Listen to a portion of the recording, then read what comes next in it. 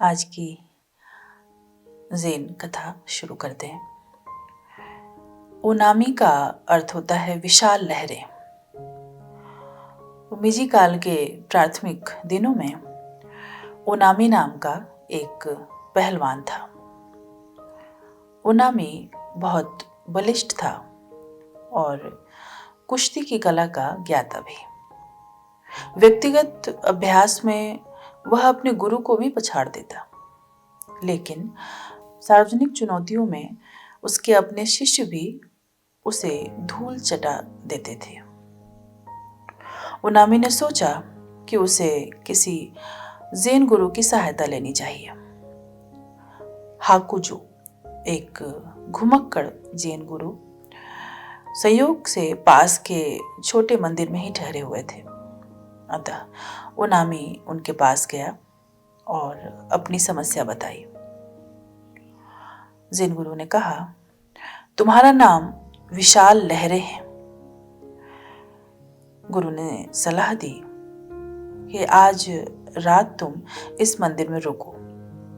सोचो कि तुम वे विशाल लहरें हो, कोई डरा हुआ पहलवान नहीं। तुम वो लहरें हो जो सामने आने वाली हर चीज को, हर एक को बहा कर ले जाएंगी। यह करके देखो और तुम धरती के महानतम पहलवान हो जाओगे। ज़ेन गुरु सोने चले गए और ओनामी ध्यान में बैठ गया और उन लहरों की कल्पना करने लगा। आरंभ में उसके मन में अनेक विचार आए, पर धीरे धीरे वह लहरों पर केंद्रित हो गया।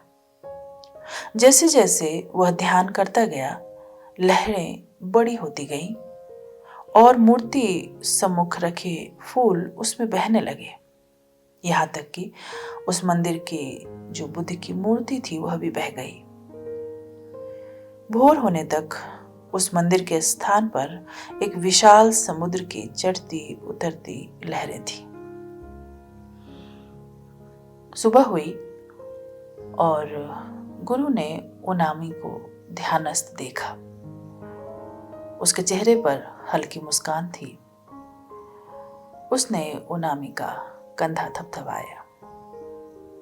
अब कुछ भी तुम्हारा ध्यान भंग नहीं कर सकता, उन्होंने कहा। तुम वे लहरें हो। अब तुम अपने सामने आने वाली हर चीज को बहा दोगे। उसी दिन ओनामी ने कुश्ती के मुकाबले में भाग लिया और जीत गया। उसके बाद जापान में उसे पराजित करने वाला कोई नहीं था।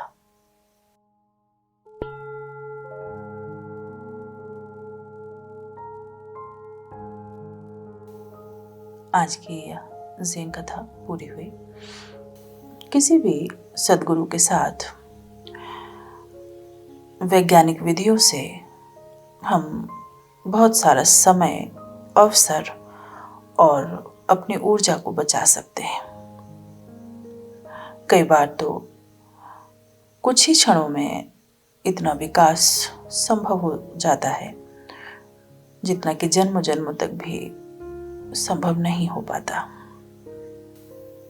इस कथा में भी हमने देखा कि इतना ताकतवर वह जो पहलवान था, शक्ति तो उसके भीतर ही थी। बस गुरु का सानिध्य मिला और बहुत कुछ करने जैसा ही नहीं, जो उसका नाम था विशाल लहरें, कि उन्होंने बस इतना ही कहा कि तुम्हें महसूस करो या कल्पना करो या भाव करो कि तुम वो विशाल लहरें हो। और सघनता से उसने उस कल्पना को किया और प्रगाढ़ होने दिया उस कल्पना को। और धीरे धीरे उन लहरों ने जो भीतर के का उसका भय था,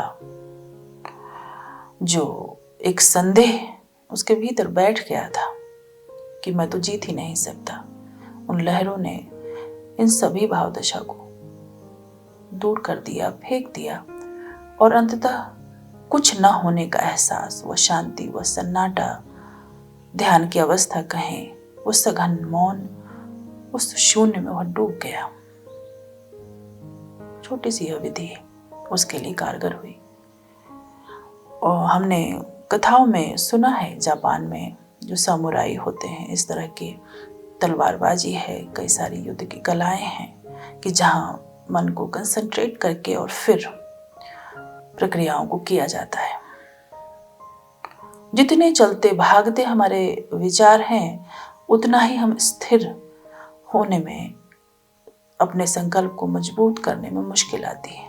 एक बार अगर यह कला आ जाए कि हम एकत्रित कर सकें,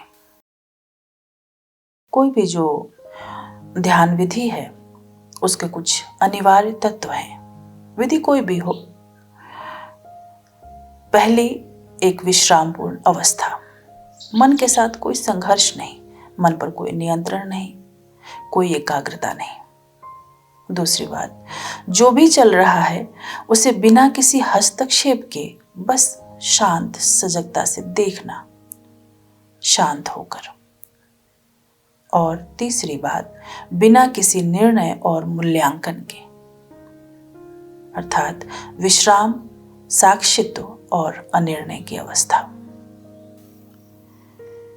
आज की ध्यान विधि को शुरू करते हैं। इस कहानी में भी हमने देखा कि कैसे कल्पना का उपयोग किया गया। अनेक ऐसी ध्यान विधियां हैं जिसमें कल्पना को उपयोग किया गया है। जनरली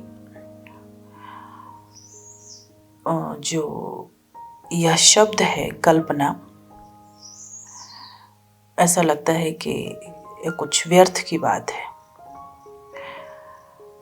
लेकिन कल्पना हमारे भीतर की एक वास्तविकता है, एक क्षमता है, एक संभावना है। कल्पना है किसी धारणा में इतने गहरे चले जाना कि वह धारणा ही वास्तविकता बन जाए। हमने सुना है तिब्बत के जो कुछ लामाओं के बारे में कि वो इस तरह के प्रयोग करते हैं जिसे ऊष्मा योग कहते हैं।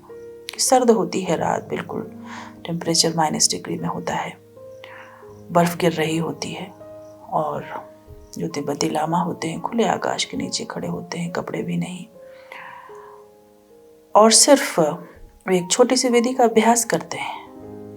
वो कल्पना करते हैं कि उनके जो शरीर है एक ज्वलंत अग्नि है और उससे पसीना निकल रहा है, इतनी गर्मी है कि उससे पसीना निकल रहा है, और इस कल्पना को इतना सघन करते हैं कि धीरे धीरे सच में ही पसीना आने लगता है। लेकिन यह कल्पना मात्र ही नहीं कहा जा सकता, यह वास्तविकता कल्पना से पैदा की गई है। एक बार जब हम अपनी कल्पना से लयबद्ध हो जाते हैं तो फिर शरीर भी साथ में सक्रिय हो जाता है। जो तंत्र परंपरा है और जो पाश्चात्य का सम्मोहन है, उन दोनों में थोड़ा भेद है। जो हिप्नोथेरेपिस्ट हैं उनका मानना है कि कल्पना से कुछ भी निर्मित कर सकते हैं या किया जा रहा है, लेकिन तंत्र का मानना है कि हम उससे निर्मित नहीं कर रहे हैं, कल्पना द्वारा बस हम उससे लयबद्ध हो रहे हैं जो पहले से ही है। जो कल्पना द्वारा निर्मित किया जाएगा वह स्थायी नहीं हो सकता, लेकिन हम जो हैं वहां तक अगर पहुंचने में कल्पना का उपयोग किया जाए तो अपने सत्य तक पहुंच पाते हैं। ऐसी अनेक विधियां हैं। आज की जो यह विधि है, ये आंखें बंद करके अपने भीतर सविस्तार से देखो, इस तरह अपने वास्तविक स्वरूप को देख लो। अंतर दर्शन भी कहें इसे।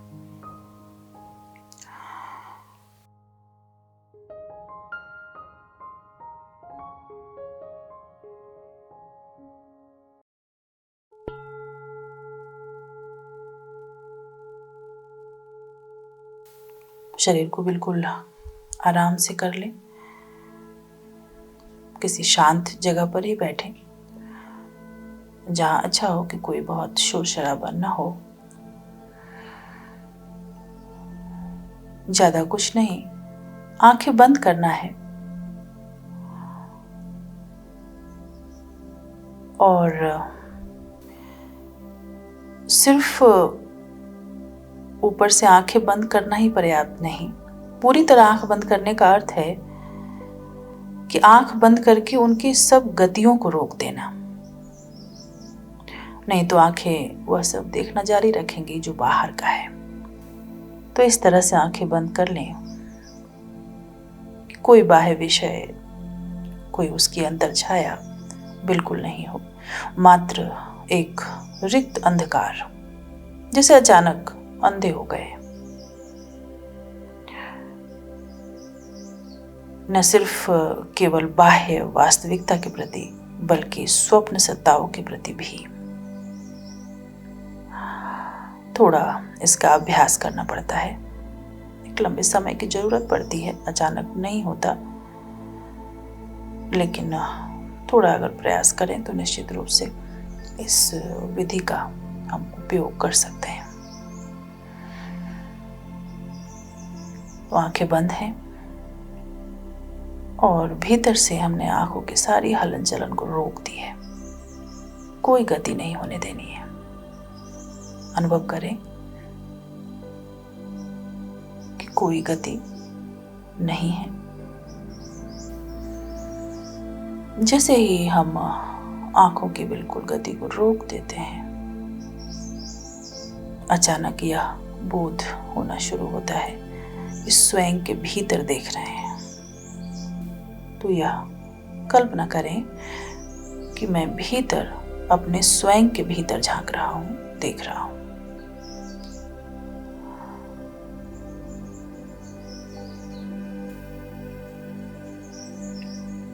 पूरे अपने भीतर के अंतर जगत को विस्तार से देखें।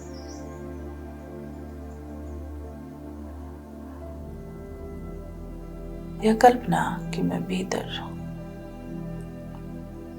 गहन अंधकार है और उसमें बिल्कुल अपना अंतर दर्शन किया जा रहा है, भीतर, स्वयं के भीतर देखा जा रहा है।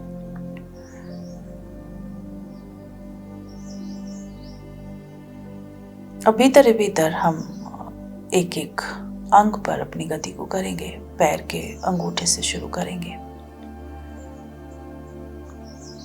भीतर ही भीतर यह कल्पना कि मैं अपने पैर के अंगूठे को देख रहा हूं। पूरे शरीर को जैसे भूल गए हैं, पूरा ख्याल अंगूठे पर। ठहरे और देखें।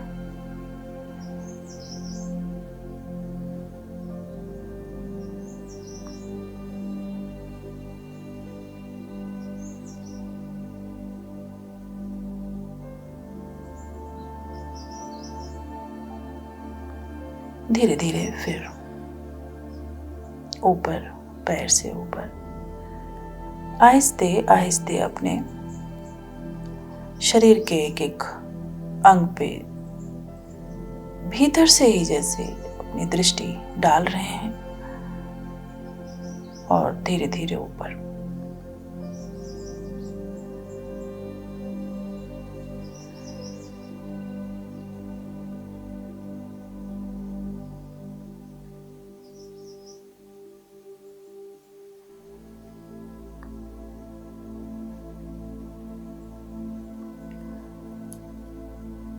पैर, हमारे घुटने, ऊपर जांघ, कमर,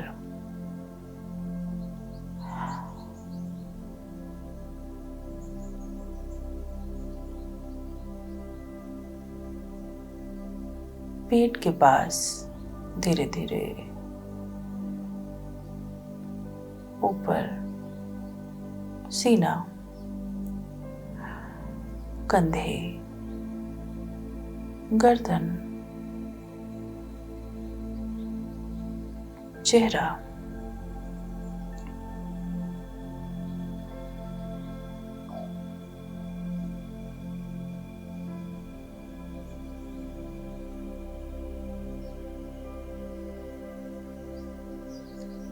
भीतर ही भीतर पूरे शरीर का अवलोकन कर रहे हैं। अपने ही अंतरंग को, विस्तार को देख रहे हैं।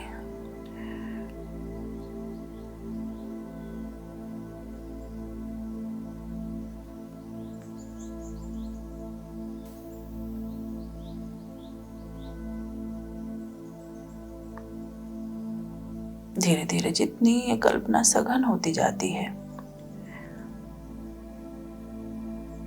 धीरे धीरे जो शरीर के प्रति जो हमारा पकड़ है वो आहिस्ते आहिस्ते कम होता जाता है। शरीर से अलग होने का आभास पैदा होने लगता है।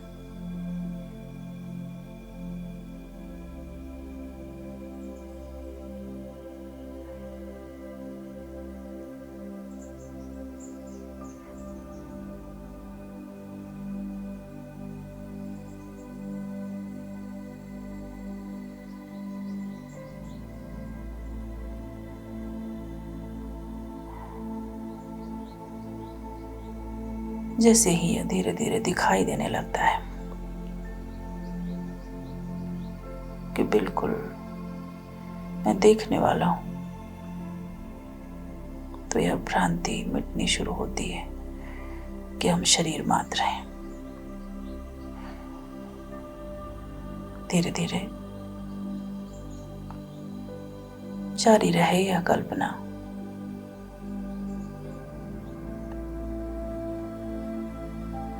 यह अंतर्दर्शन कि मैं शरीर नहीं हूं, देखने वाला हूं।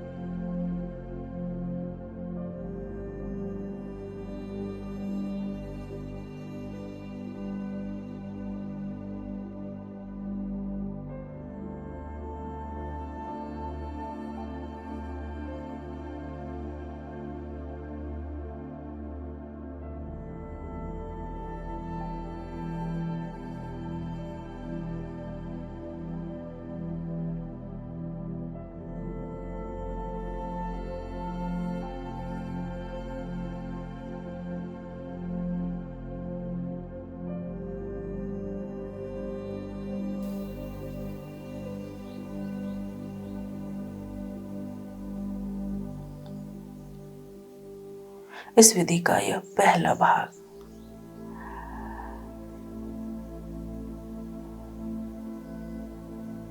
एक बार शरीर से मुक्ति का धीरे धीरे अभ्यास बने, तादात्म्य से मुक्त हो, तो फिर हम अपने मन में उसके गहरे में गति कर सकते हैं।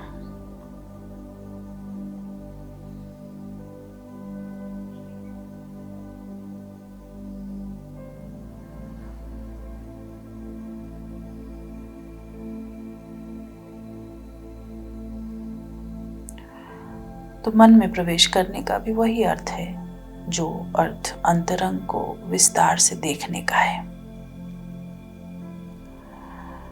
तो ऐसे ही देखें अपने मन में चलते हुए विचारों को जो घूम रहे हैं चारों तरफ, और भीतर वही कल्पना कि मैं बस दर्शन करने वाला, देखने वाला हूं, और चारों तरफ ये विचार मेरे घूम रहे हैं।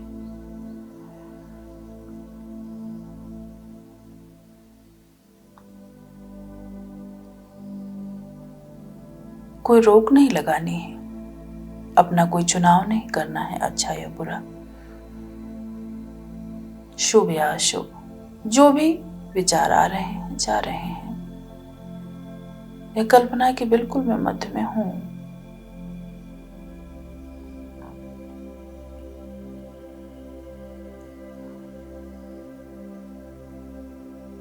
और भीतर ही भीतर चारों तरफ घूम रहे हैं विचार, और मैं केंद्रस्थ हूं।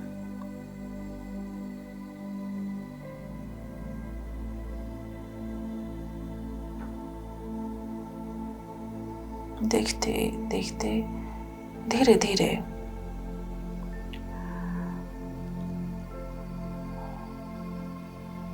यह जानना हो पाता है कि मन भी एक विषय वस्तु है,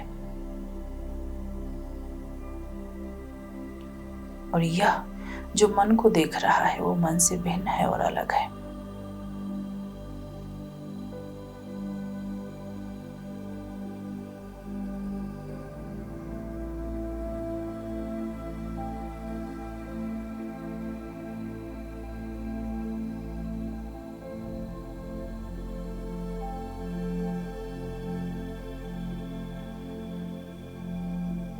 शरीर और मन दोनों में प्रवेश करना है, उन्हें भीतर से देखना है, और फिर यह जानना है कि हम बस एक साक्षी हैं, और यह साक्षी आगे विभक्त नहीं हो सकता।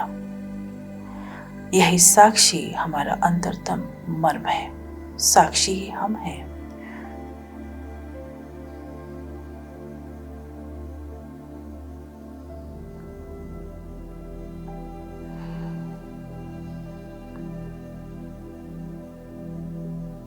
तो अब भीतर ही भीतर हमने अपने शरीर को देखा, चलते हुए विचारों को देखा,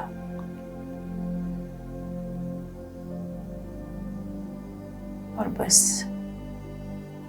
एक साक्षी रह जाएं, दृष्टा रह जाएं, चुपचाप बैठे,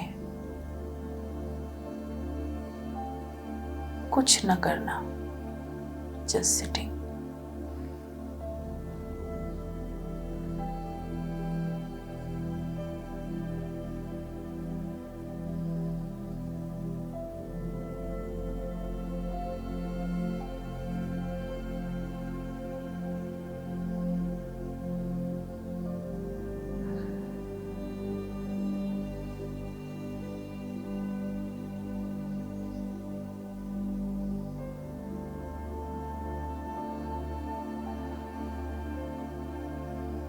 जिसका भी हम अवलोकन कर सकते हैं वो हम नहीं है, जिसे भी देखा जा सकता है वो हम नहीं है,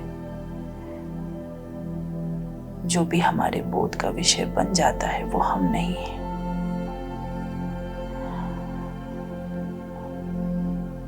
बिल्कुल खाली शून्य भाव।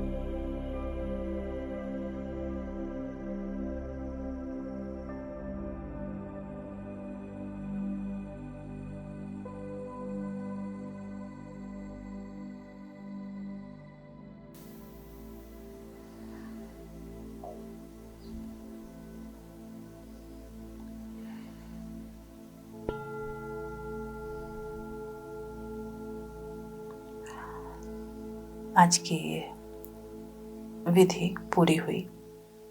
विधि थी आंखें बंद करके अपने भीतर सविस्तार से देखो, इस तरह अपने वास्तविक स्वरूप को देख लो।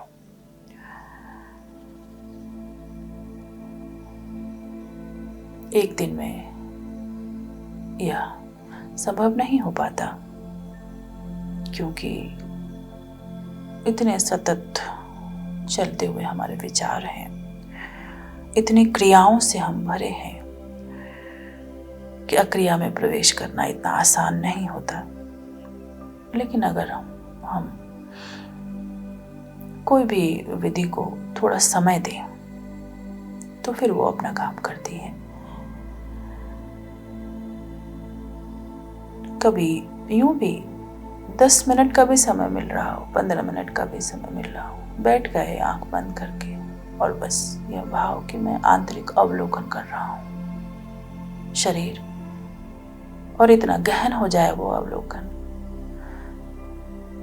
कि यह भाव अपने आप सघन होता है कि शरीर में नहीं हो, और फिर मन का, और अंततः फिर बिल्कुल साक्षी में खड़े रह जाना। अद्भुत है प्रियो। तो आज का ये ज़ेन स्टोरी का सेशन है, इस मेडिटेशन के साथ पूरा करते हैं। अभी यह जो माहौल अभी चल रहा है, जो कोरोना का प्रभाव है, दिन ब दिन बढ़ता जा रहा है, तो निश्चित ही इससे एक एंजाइटी का और भय का वातावरण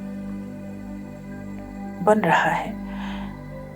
लेकिन अगर थोड़ा अपने चित्त को शांत रख सकें, बहुत सारे भ्रम भी फैलाए जा रहे हैं, सजग रहें उसके प्रति,